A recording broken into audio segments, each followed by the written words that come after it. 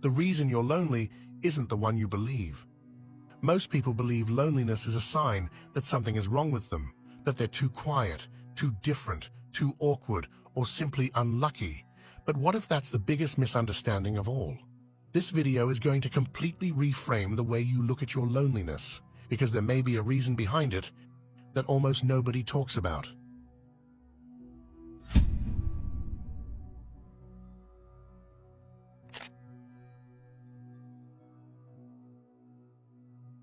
One of the hardest parts about being a sensitive soul is realizing that you don't experience the world the same way most people do.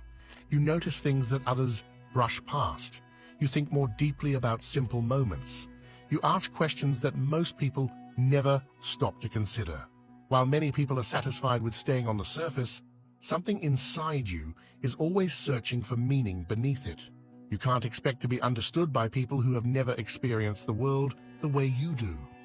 But perhaps that feeling of being different was never meant to convince you to become more like everyone else.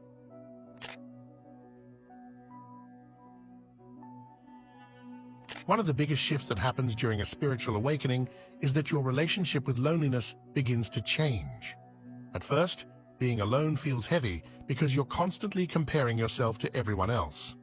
But over time, something unexpected starts happening. The first sign is that solitude begins giving you energy instead of taking it away. You no longer feel like every quiet moment needs to be filled. Instead, you begin leaving your own company feeling calmer than when you entered it.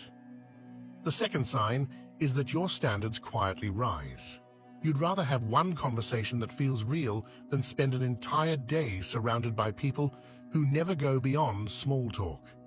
Depth satisfies what quantity never can. And the third sign is perhaps the most important. You stop being afraid of being alone, and you start becoming afraid of wasting your time. You become much more careful about who you allow into your life because you've realized that the wrong company can leave you feeling far lonelier than an empty room ever could.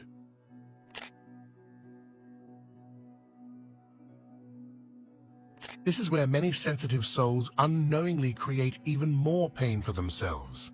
There comes a point where the loneliness becomes so uncomfortable that almost any connection starts looking like a good one. People return to old friendships they already outgrew, reopen doors they closed for a reason, or settle for being tolerated instead of genuinely appreciated, simply because it feels better than being alone for another week. But temporary relief has a way of disguising long-term regret.